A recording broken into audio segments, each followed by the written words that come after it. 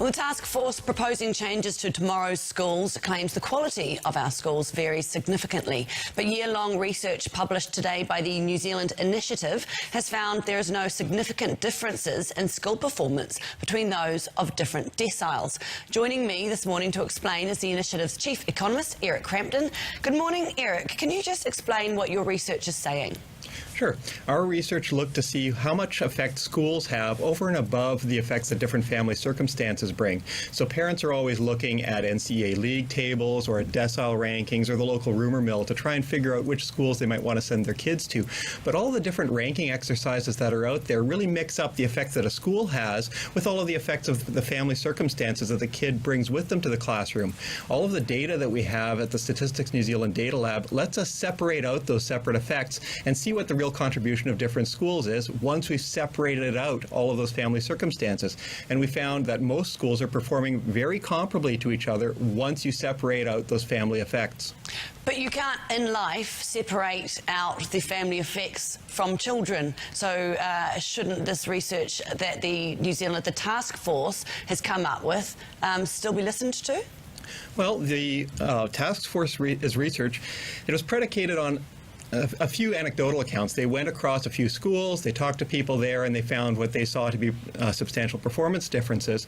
Our research looks back over the past decade for about 400,000 students who went through NCEA and statistically adjusts for all of the different family circumstances that we can find in the IDI. So parents' education, parents' income, parents' benefit history, parents' employment history, child, youth, and family notifications of 6 different types. Pretty much anything about you that the government knows is in the IDI, and we pulled those effects out to see just what the sole contribution is of the school after pulling those effects out. And there, the average contributions across schools, very similar to each other. Even more interestingly, we see some really top performers among low decile schools that you wouldn't see on a standard league table. People are drawing the wrong conclusions out of differences in performance across NCEA, across different schools. I'm just a bit worried about why you would want to pull out all of that other data. I feel like that is quite important when you're looking at schools. It's very important, but we don't want to be beating up on schools for things that are outside of their control. Sure, but you might want to fund them more. Well, you might want to, but that would be the next step, right? So the first step is figuring out how well the different schools are performing for the cohorts that they teach. And then once you've got that baseline set, you can use the kind of information that we've provided and that we're developing to test the effects of different interventions that the ministry might want to try and improve outcomes in different schools. Without that baseline that separates out the effects of the school from the effects of the family circumstances, you really can't make any headway or find the schools that are really doing a great job with kids that have difficult circumstances. I just want to make mention that the New Zealand Initiative is an independent organisation. Can I ask you who funded this research? Oh, we are funded through member subscriptions, so about 70 of the country's top corporates are members. They pay us an annual subscription fee, and overwhelmingly, the area that they wanted us doing more work in was education, to try and improve educational outcomes.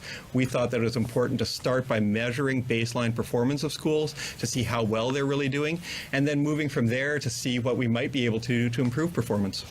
Would you still admit that there is a large discrepancy in from the high decile schools to the low decile schools? Well, you see those differences on the standard NCEA league tables, where high decile schools always are the star performers and low decile schools perform poorly on average. But once you separate out the effects of the different family circumstances that people bring into the classroom, there are star performers in decile 1 that are simply not being recognized. We're always beating up on decile 1 schools with a big stick because they don't do quite as well in the raw NCEA league tables, but they are performing, a lot of them, admirably given the circumstances they face. Okay, Eric, would you send your children to a decile 1 school? We send our kids to the neighborhood school, which is just about an 8-minute walk down the road. What I'd want to be checking is, that's the problem, right? We need to have information like this going down to every parent, so that we stop having parents have their kids walk past the local school to the higher decile school because they see these NCEA league tables. Where's your local school? Oh, we live in Candela, so our local school is Kashmir Ave for the primary, and our son goes to the local middle school, Baroa. Excellent. What would you like done with this research? I'd like the ministry to be able to build on this.